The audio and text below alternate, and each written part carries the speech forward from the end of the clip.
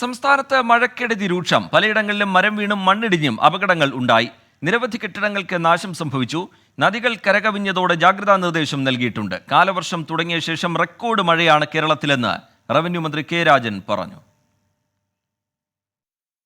ശക്തമായ മഴയിൽ തിരുവനന്തപുരം പള്ളിപ്പുറം CRPF ക്യാമ്പിന് സമീപം വീടിന്റെ മൺഭിത്തി തകർന്നു. 2 കുഞ്ഞുങ്ങൾ ഉൾപ്പെട്ട കുടുംബം രക്ഷപ്പെട്ടത് തലനാരിഴയ്ക്ക്.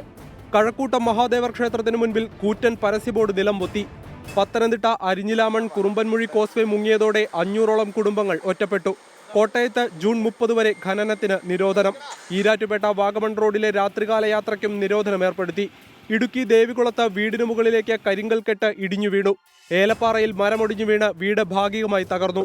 വാളറയിൽ നിർത്തിയിട്ടിരുന്ന സ്കൂൾ വാനിനു മുകളിലേക്ക് ഇല്ലിക്കൂട്ടം മറിഞ്ഞു വീണു. കല്ലാർകുട്ടി, പാമ്പള, മലങ്കര ഡാമുകളുടെ ഷട്ടറുകൾ തുറന്നു.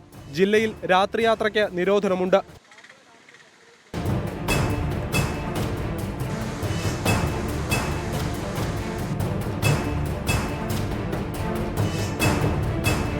എറണാകുളം പൂത്തൃക്ക പഞ്ചായത്തിലെ 7ാം വാർഡിൽ വീടിന് മുകളിലേക്ക് മണ്ണിടിഞ്ഞു വീണു.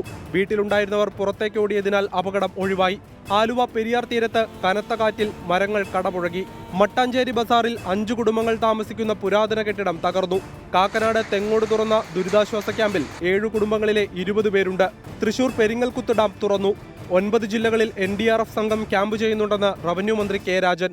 ഇപ്പോൾ മധ്യകേരളം മുതൽ മഹാരാഷ്ട്ര തീരം വരെ ഒരു ന്യൂനമർദ്ദ പാത്തി സ്ഥിതി ചെയ്യുന്ന സാഹചര്യം നിലനിൽക്കുന്നതുകൊണ്ട് കേരളത്തിൻ്റെ തീരത്ത് പടിഞ്ഞാറൻ തെക്ക് പടിഞ്ഞാറൻ കാറ്റ് ശക്തമായിട്ട് തുടരുന്ന ഒരു സ്ഥിതിയാണ് നിലനിൽക്കുന്നത്. ഒരു 3 ദിവസം കൂടി ഇന്നുൾപ്പെടെ മറ്റന്നാൾ വരെ പൂർണ്ണമായും ശക്തമായ മഴയോ അതിതീവ്രമായ മഴയോ വിവിധങ്ങളായ മേഖലകളിൽ ഉണ്ടാകാനുള്ള സാധ്യതയാണുള്ളത്. നാളെ കണ്ണൂരിലും വയനാടിലും ഓറഞ്ച് അലർട്ട് തന്നെയാണ്.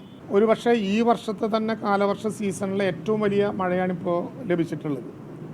ഇന്ന് രേഖപ്പെടുത്തിയ മഴയനുസരിച്ച് ഏവറേജ് 69.6 മില്ലിമീറ്റർ മഴ കേരളത്തിലുണ്ടായി. പാലക്കാട് ആലത്തൂർ പത്തനാപുരത്ത് നടപ്പാലം തകർന്നു വീണു. 1500 കുടുംബങ്ങൾക്ക് ഭാരതപ്പുഴ കടന്ന് ആലത്തൂരിലേക്ക് എത്താനുള്ള താൽക്കാലിക പാലമാണ് തകർന്നത്.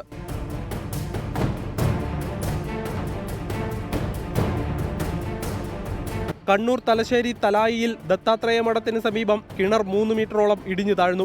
പനോന്നേരിയിൽ നിർമ്മാണത്തിലിരുന്ന വീടിന്റെ മുറ്റത്തെ സംരക്ഷണ ഭിത്തി ഇടിഞ്ഞ് സമീപത്തെ 2 വീടുകൾക്ക് കേടുപാടുണ്ടായി. കനത്ത മഴയിൽ മുളപ്രപ്പാലവും സമീപത്തെ കൃഷിയിടങ്ങളും വെള്ളത്തിനടിയിലായി. നടാലിലെ കടകളിൽ വെള്ളം കയറി.